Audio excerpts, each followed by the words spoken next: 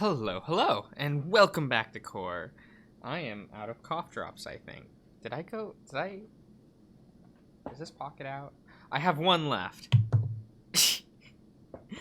I'm amazing. Let's go. Time to die. Okay, so I rolled back the screen by one because when, in between recording sessions, I checked the audio settings just to mess with things. And I saw that there was a hide, not safe for work option. That was cool, and so I clicked that on and rolled back. You know. I don't want to have to edit. I hope you understand. Oh, cool. It does just blink out the thing. Okay, that's nice. I'm not too proud of this part. It's risky, and I don't really want to think too much about it. However, I feel like my body needs it. It's been a few months since the last time. Few months? Do people actually do that? I feel like I can't go a day anyway.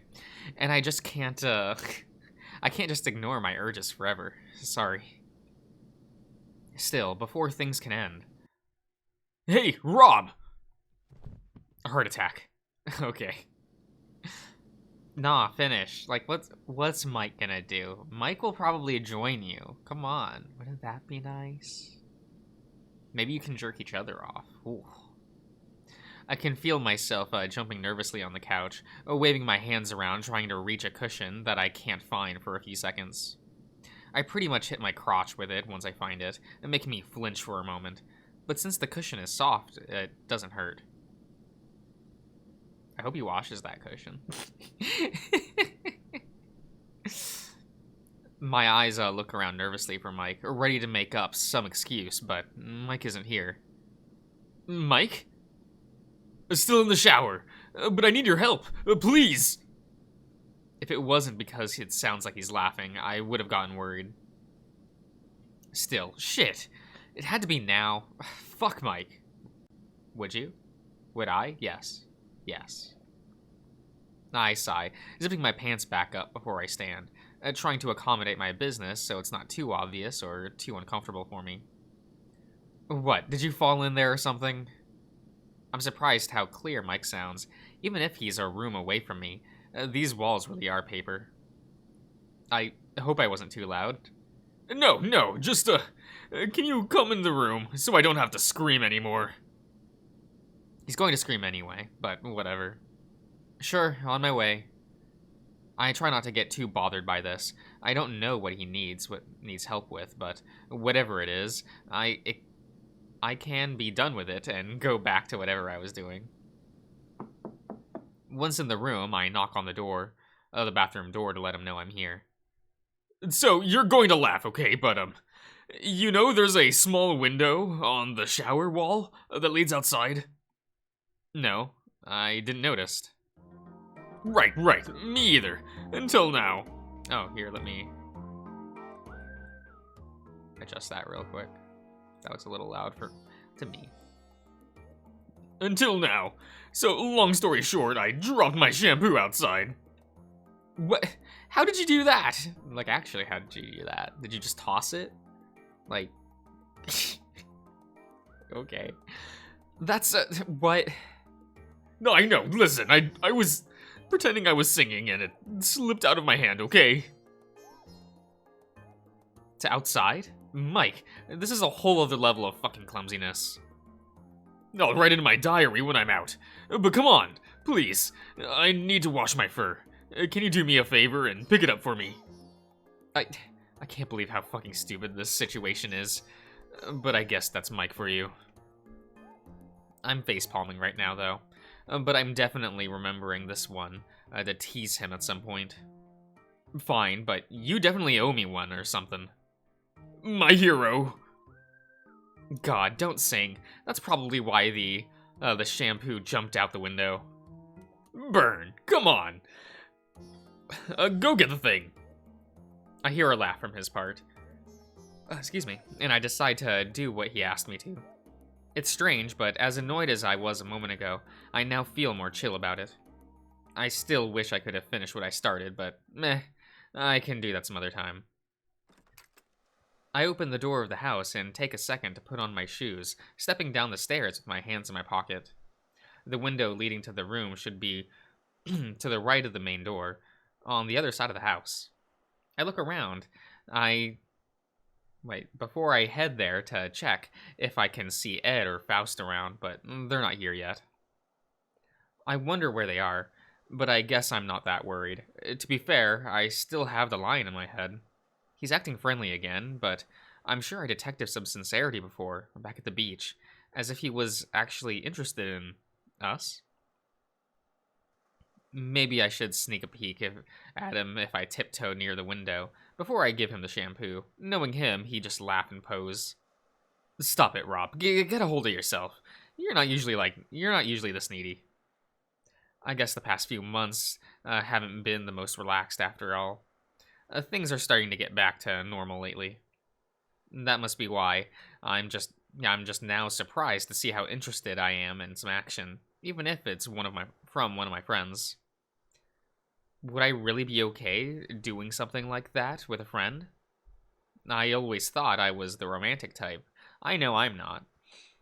I never really thought like this. I snap out of it, realizing I've been staring at the shampoo bottle on the ground for 2 minutes. I'm surprised Mike hasn't yelled at me to hurry up. Mike, your bottle is here. Get in position. I'm going to pass it to you through the window. Got it! The window is a bit high and small enough to let steam from the hot water get out, and not enough to let people see inside. Well, maybe if you're very tall, but I still think you wouldn't be able to look through by accident. I kneel down to get the shampoo. And I see cigarettes. Did you say something? I don't respond, unsure of if this means something or not. Instead, I focus on standing on my tiptoes so I can pass the shampoo to Mike through the window. I hear a bonk before he complains. So I'm sure it just hit his head.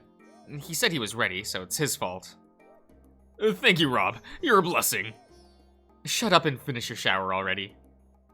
I giggle after that. My attention goes back to the used cigarettes on the floor. I've never smoked myself, but I'm pretty sure some of them are very recent. Not only that, but I can only see them here.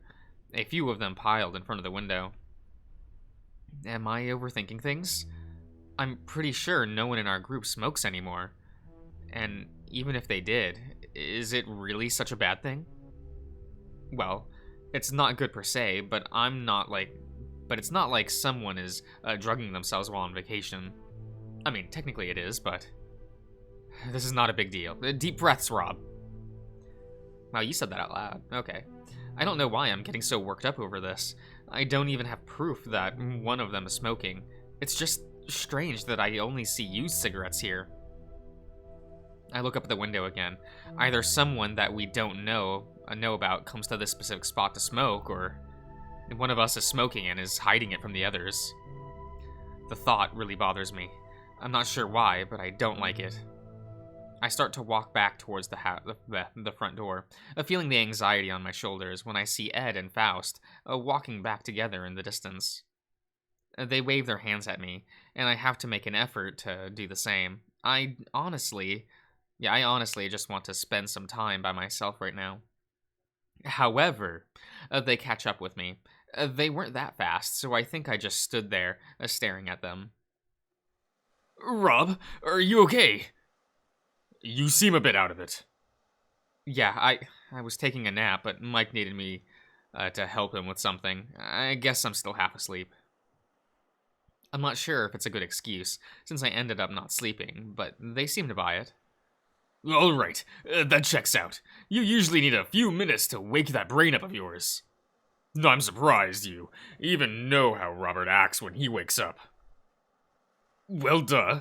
We've been friends since we were kids, and we've had many sleepovers. If I didn't know that, I wouldn't be his best friend. Yes, apparently I'm very transparent. Unlike someone here. Maybe Ed is the one. Okay, I'm not liking these thoughts. Again, deep breaths. It's the same reason that I know he snores when he sleeps on his back. I don't snore loudly. No, all right. I'd like to chat more, but I need to get some water. I need to sit for a bit, from my part. From my part. I've been standing in one spot for too long. Well, I guess that means I won't nap anymore.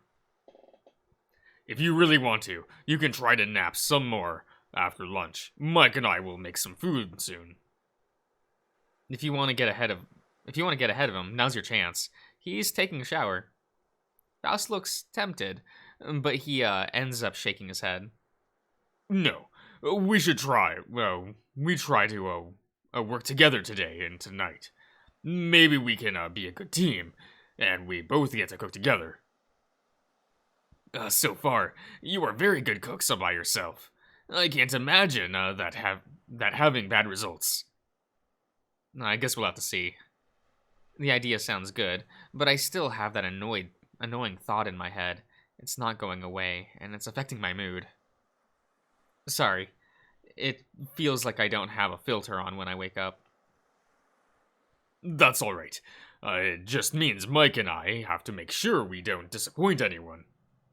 It sounds good. Let's get inside for now, though. We all nod, walking up the stairs and heading in. It seems like Mike is still not out of the shower, although I didn't hear it running, so he probably won't take too long. Faust heads to the kitchen to get some water, and Ed immediately sits on one of the couches. Guess that's it for taking a nap, or what I was doing before the nap. Soon after this, Mike and Hector come out of their rooms, joining the group. Except for Gus, we're all here now. Since it's a must at this point, Mike and Faust have a small argument about how they are going to handle the kitchen, but I think they reached an agreement or something. To be fair, I'm not really paying attention to them. I'm trying to figure out why the thought of someone smoking is bothering me this much. Is it because it's dangerous to their health, or because I feel like someone's lying to us? Maybe.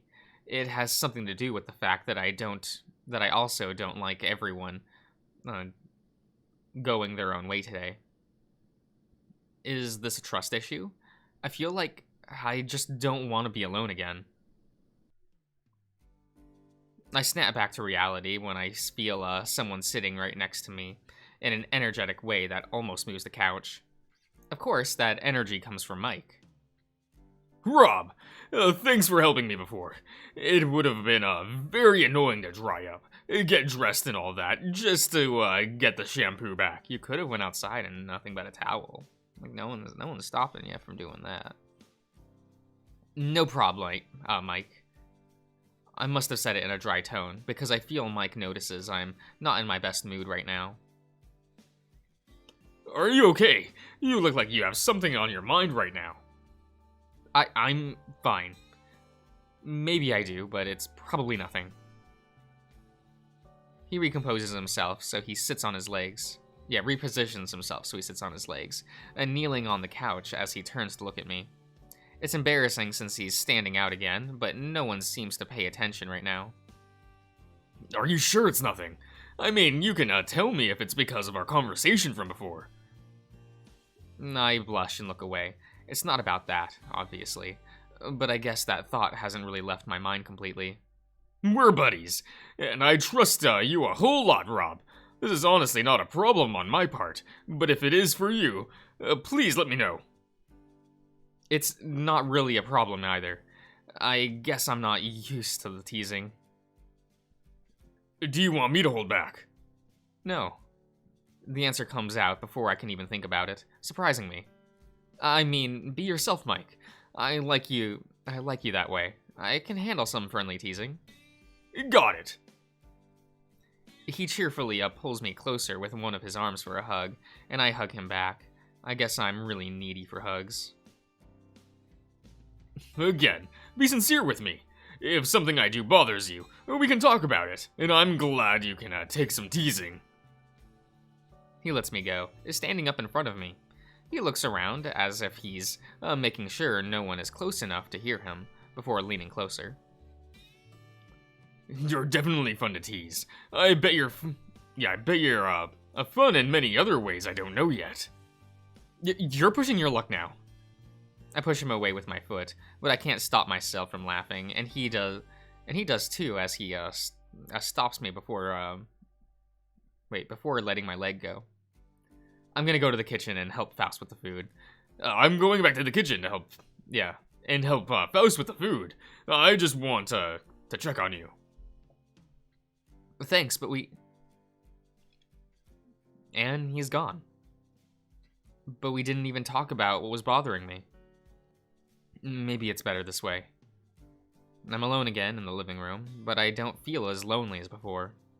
I guess he checked on me at the right moment. The uncomfortable feeling about who would be smoking is still there, but it's not as intense as it was. I sigh, enjoying the mood as I rest my back on the couch again. We have lunch shortly after, talking about what we each went and did throughout the day. It's not a super active conversation, though, and we spent much of it in silence. Even Mike seems to be respecting it. That being said, it doesn't feel like uncomfortable silence either. I guess even I have to realize that we don't have to be doing something all the time to be together. Today is Hector's turn to wash the dishes, so I take some time to relax on the couch. Mike and Ed join me to watch some TV together, not really having a lot to talk about. I think today's a bit of a slow day, since no one really knows what to do. I guess the fact that Gus isn't around is, to bring his own plans is affecting us. Suddenly I hear Mike yawn loudly next to me, and I feel the urge to do the same, but I hold back. Ned doesn't, though, and I can't hold it back anymore, using the chance to stretch my arms. You're welcome. Hey, I didn't sleep that much to begin with. Technically, you have, but you're tired anyway. I smile at him, but I don't answer, since I don't really have a reply. Today really is a slow day. Actually, I know where everyone is, but Faust, I wonder. Ed looks for his phone in his pocket, picking it up. I try not to spy on him. I definitely would, but I'm pretty sure it's Gus. He smiles after reading whatever the message is, then quickly checks the letters on his screen, clicks the letters. I mean, if you wanted to look at my screen, you could just ask, Rob. I have no secrets. Oh, sorry. I was spacing out, so I wasn't really reading. Sure. He pokes his tongue out at me, and I shrug in response. I know he's not offended, but I really should be careful about when I space out. So where's the Ed blip, tongue out portrait? This is... Everyone should get one. Luckily, the sound of the door opening gets my attention, and I lean forward to see Faust coming in. I look around me to see that Ed is still texting, and Mike, somehow, fell asleep while sitting on the couch. So I decide to get up, seeing Faust go into the kitchen, following close behind him. Hey there, Faust. I didn't see you leave. Oh, Rob, yes. I needed a bit of air after lunch. Man, you sure love your air. I still have trouble understanding the need of heading out for no reason.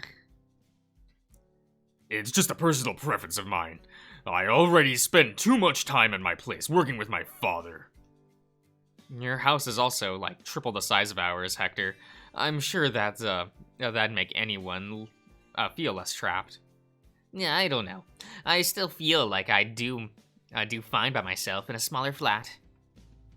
For example, I spend most of my day alone in my room, in the room today, and I don't have the need to go outside.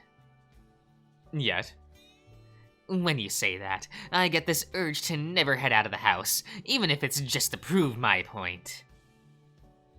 Don't be like that. You'll be missing out on a lot of things. I know I won't, but I don't know. I guess I feel different from you guys. That's alright, though. We all have things that we enjoy more than others. It's not like we share the same exact interests. I know that. It's just annoying sometimes. I feel like everything would be easier if I could be more outgoing. Well, you're trying. You've been trying that lately. How do you feel about it? It's different, fun, although I feel exhausted sooner than usual. Don't force yourself too much then. We still like you the way you are. I think I caught Hector off guard, if the look of surprise on his face is anything to go by. Alright, I'm going to end the part here, everyone. So I'll see you around.